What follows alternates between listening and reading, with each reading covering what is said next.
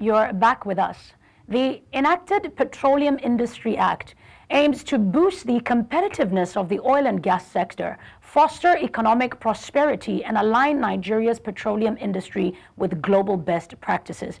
However, it appears the Act benefits are not translating to tangible improvements at the local level, promoting host communities in the Niger Delta region to urge the federal government to prevail upon multinational oil companies to fulfill their corporate social responsibilities and contribute meaningfully to their host communities. Now, News Central's correspondent Austin Azu takes it from here. 21. The Petroleum Industry Act of Nigeria was signed into law by late President Muhammadu Buhari, aimed at restructuring the Nigeria petroleum industry, promoting transparency, enhancing governance, and stimulating investment. But many host communities in the Niger Delta region have staged protests against these multinationals due to alleged neglect. Against this backdrop, the Council of Traditional Rulers of Urhobo Nation in Delta State deemed it fit to inaugurate the Urhobo Palace Representative Pressure Group on oil and gas to engage with oil companies to fulfill their social corporate responsibilities to their host communities. Before the PIA, we are getting crumbs. But the PIA had removed the crumbs from the traditional institution. Even what we call it, those days they call it imparted community. The PIA have removed them, they don't recognize them.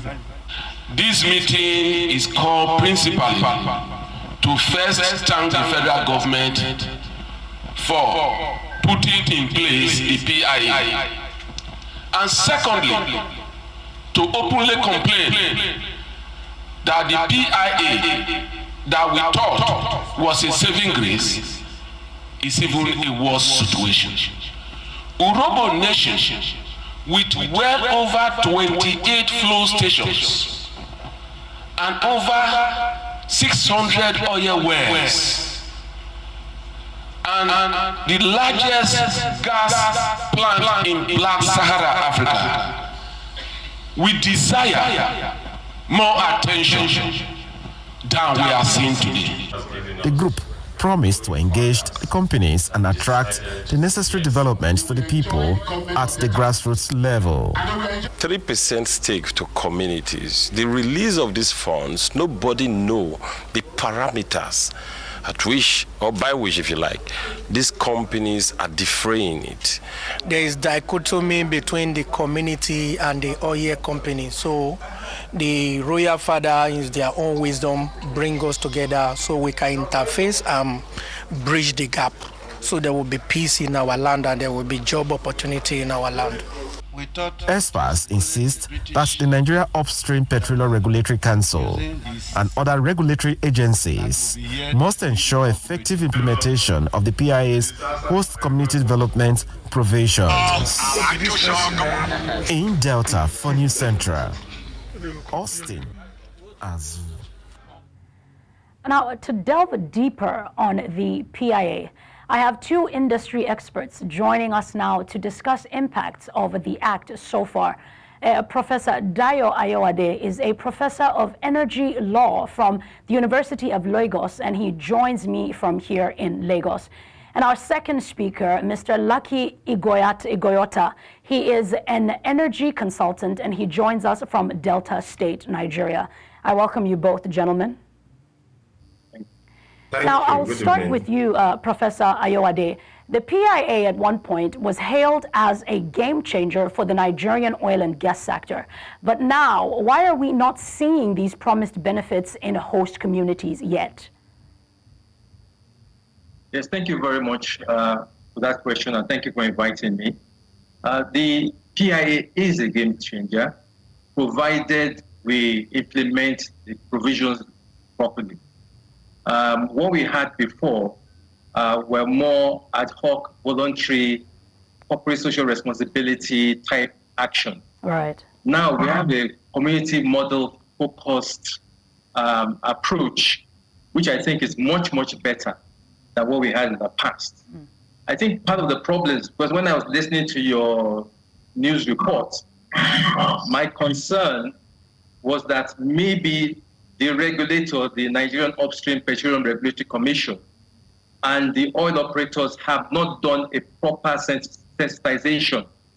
We need the communities to be on board with all of this. In the years of negotiating and getting to the signing of the Petroleum Industry Act, which took almost 19 years, by the way, a lot of things were said.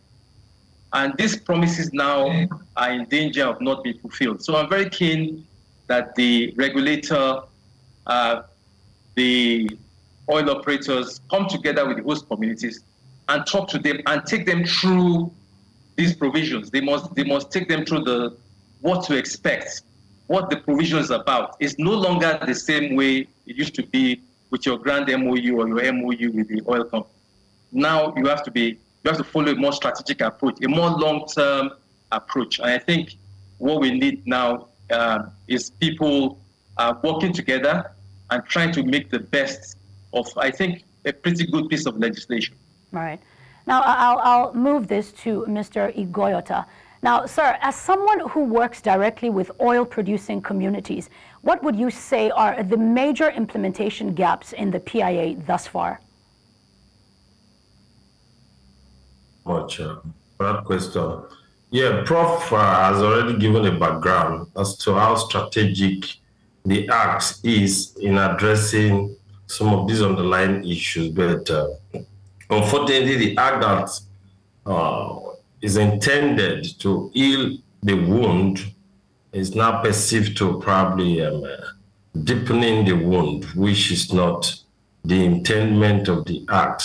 So for me, with what I've seen so far, the settlers in this regard, that is the operators now, they are trying to be too smart and trying to be somehow still trying to operate in the old order. Now, you cannot because the chapter 3 of the Act clearly stating the objectives there, A, B, C, and D, that the primary reason for setting up the Host Community Development Trust is to foster sustainable prosperity for host communities, also ensuring peace, also creating a framework.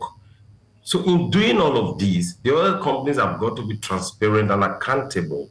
You cannot be giving 3% from your entire expenditure cost to the communities at your own discretion. It's more like gifting them. This is a law-backed arrangement. So the communities are not actually aware of the total gains of a particular period, over a period of time, from these operators. So I think the transparency issue is a big concern. Then for the Urhobo people that have set up the committee 2 days ago, the committee setting up was born out of a clear case, marginalization of the kingdoms, segregation of the kingdoms. I don't think the drafters of the law, of the Act itself, had meant that kingdoms or the kings should be shut out of this whole arrangement. When you say communities, I think the kingdoms are also more like the covering body of the communities. So you cannot say you are dealing with communities producing oil and you are technically cutting off the kingdoms. And you know, these kings, the royal fathers, they are critical stakeholders in our society. So their palace maintenance projects to be executed after carrying out your needs assessment and all of that. You must incorporate them and their kingdom interest into these things in order not to create some of the issues that led to unrest in the Niger Delta and economic sabotage in the region. Now, I'll just shift it back to Professor Ayoade again. Professor, can you walk us through what the Host Communities Development Trust are meant to actually achieve? And maybe give us a little bit of detail as to why many communities say they haven't seen any impact yet. Well, the Host Communities Trust Fund is meant to replace what we had before, which I explained was the MOUs and the grand MOUs between oil companies and the communities. This is now a statutory model. And the trust fund is supposed to be 3% of the operating costs, expenditures of the company of the preceding year will be provided in the next year for the communities. It's not a discretionary fund, I think, as my friend was talking about. It's a statutory fund, as it says. It's a fund that the communities can access, given the objectives of sustainable development. This fund is more for long-term sustainable development, education, health, infrastructure, and things like that. And even empowering the community for local content. That kind of stuff is what the community, provision is targeting. I think we should be careful not to focus solely on the Host Community Trust Fund. My concern is that because everything seems to always be piled on one thing, and we ignore all the other aspects of the relationship between the oil producing states and the federal government. All right. There's the Irrigation Fund, let's not forget. There is the NDDC, which is also working in the Niger Delta. And now we have the Host Community Trust Fund. My fear is that we unduly pressurize the trust fund before it gets a chance to work effectively. We now say, oh, we need to amend it or we need to abolish it. I would urge patience on the part of everybody. I will urge the settlers, oil producing companies, the regulators to go in place to have training sessions. You can have training sessions where you train the community in knowing exactly their rights and their obligations. I think that would be quite useful for everybody, and that would provide the stability we need right now.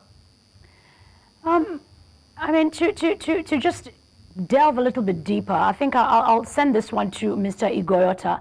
Mr. Ighoyota, there's increasing frustration that oil companies are still not fulfilling their corporate social responsibilities. Now, is this due to loopholes in the PIA or just poor enforcement? It's all encompassing.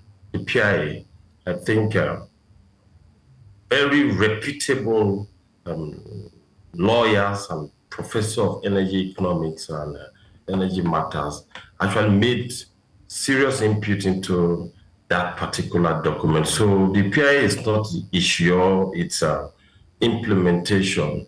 I think, like Prof said, patience is very key, and more also continuous advocacy. Continuous advocacy is also key, but let's not also forget that the PIA does not in any way forecloses the responsibility of oil companies, whether local or international, to create CSROs. CSROs should not be reduced to just what the PIA Act had stipulate for Host Community Development Trust Management Committee and the board or the advisors to do. We should also be doing things that traditionally companies operating in your locality, and whether oil companies or not, are responsible to do.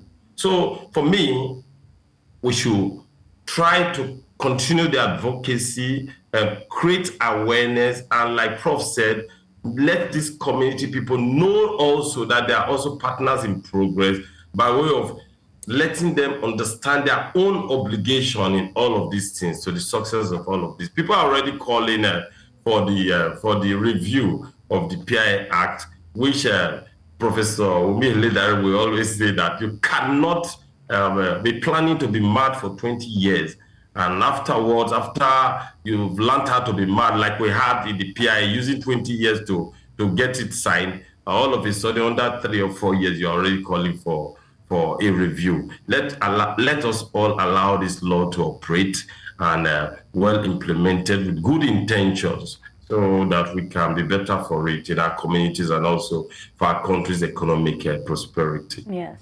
Now, gentlemen, I'd like to thank the both of you for your time. Unfortunately, that's the only time that we have for this conversation, so I'll just allow you guys to both go. Thank you so much for your insights and your wisdom in this matter. Thank you.